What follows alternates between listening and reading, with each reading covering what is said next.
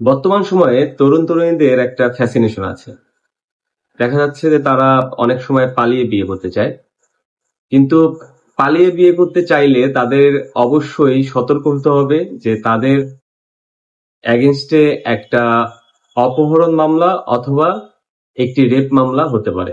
মূলত আমরা প্র্যাকটিসে দেখে থাকি, যারা পালিয়ে বিয়ে করছে তাদের মধ্যে ছেলেরাই বেশি ভুক্তভোগী। মেয়ের ফ্যামিলি ছেলের বিরুদ্ধে একটি অপহরণ মামলা করে অথবা একটি রেপ কেস করে।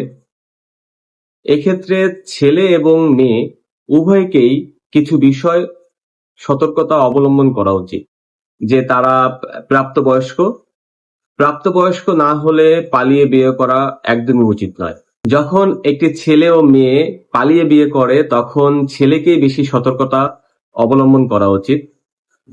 ছেলেকে অবশ্যই এই বিষয়টি মাথায় রাখতে হবে যে তার বিরুদ্ধে একটি অপহরণ মামলা অথবা একটি রেপ কেস হতে পারে। তার জন্য তার পক্ষে অবশ্যই কিছু সাপোর্টিং ডকুমেন্ট রাখতে হবে, যেরকম মেয়ের প্রাপ্তবয়স্ক হওয়ার যে সার্টিফিকেট, জন্ম নিবন্ধন অথবা ভোটার আইডি কার্ড অথবা কোনো সেকেন্ডারি স্কুল সার্টিফিকেট অথবা হায়ার সেকেন্ডারি স্কুল সার্টিফিকেট ইত্যাদি যে বিষয়গুলো থাকে, এই বিষয়গুলো ছেলের কাছে অবশ্যই সংগ্রহে রাখতে হবে। পালিয়ে বিয়ে করার পর ছেলেটি মেয়েটিকে দিয়ে একটি জিডি করিয়ে রাখতে পারে এবং সাপোর্টিং ডকুমেন্ট হিসাবে একজন অ্যাডভোকেটের মাধ্যমে এই মেয়েকে দিয়ে তার ফ্যামিলি বরাবর একটি লিগাল নোটিশও করতে পারে। এই দুটি ডকুমেন্ট কিন্তু অবশ্যই এই ছেলের সাপোর্টিং ডকুমেন্ট হিসেবে কাজ করবে। ছেলেকে তার প্রেমিকাকে অবশ্যই বুঝিয়ে বলতে হবে যে যখন তারা পুলিশ দ্বারা ধৃত হবেন তখন যাতে মেয়ে যখন ম্যাজিস্ট্রেটের কাছে উপস্থিত করা হবে মেয়েকে, তখন একটি 22 ধারার স্টেটমেন্ট নেওয়া হয় মেয়ের। তখন সেই 22 ধারার স্টেটমেন্ট যেন অবশ্যই ছেলের পক্ষে দেওয়া হয়।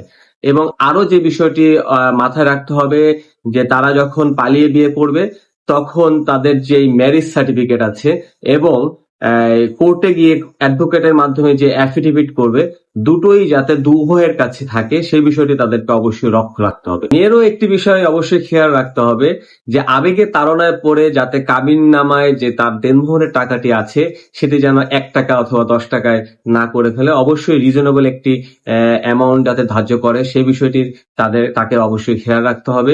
যে পালিয়ে বিয়ে হলো, এই পালিয়ে বিয়েতে যারা সাক্ষী হলেন তাদেরকেও কিন্তু প্রস্তুতি নিয়ে রাখতে হবে। তাদের বিরুদ্ধেও এই অপহরণের সহযোগী আসামি হিসাবে তাদেরকে অন্তর্ভুক্ত করা হতে পারে অথবা রেপ কেস যেটি হতে পারে তারও সহযোগী আসামি হিসাবে তাদেরকে অন্তর্ভুক্ত করা হতে পারে।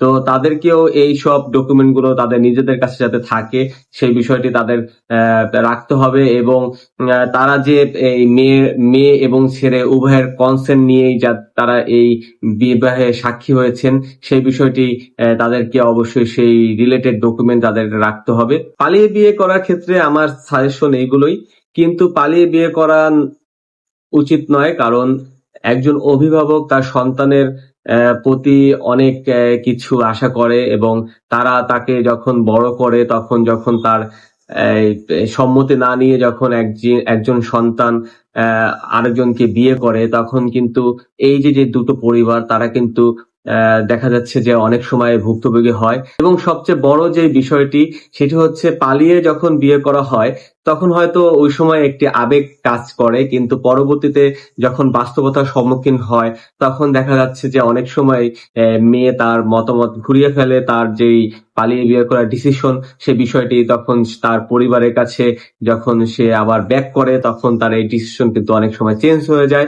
যে এই যে ছেলেটি যিনি প্রেমিক ছিলেন এবং আবেগের তাড়নায় পড়ে তার প্রেমিকাকে বিয়ে করলেন, তিনি কিন্তু মামলা মোকদ্দমার বিভিন্ন বেড়াজালে পড়ে তার যেই ক্যারিয়ার গড়ার যেই একটি সুন্দর সময় সেটি কিন্তু রুইন হয়ে যায় এবং সে কিন্তু নানা রকম ফ্রাস্ট্রেশনে ভোগে এবং দেখা যাচ্ছে যে এর ফলে কিন্তু ক্রাইমও বৃদ্ধি পায়, কারণ সে চিন্তা করে যে তিনি রিভেঞ্জ নিবেন। তার যে প্রেমিকা ছিলেন সে যখন তার সাথে বিট্রে করে তখন কিন্তু সে রিভেঞ্জ নেওয়ার জন্য কিন্তু মরিয়া হয়ে ওঠে। আলটিমেটলি পালিয়ে বিয়ে সমাজের জন্য অবশ্যই হুমকি স্বরূপ, কিন্তু বেশিরভাগ সময় একটা ছেলে এবং মেয়ে তারা নিজেরা ডিসিশন নিয়ে নেয় তারা পালিয়ে বিয়ে করবে।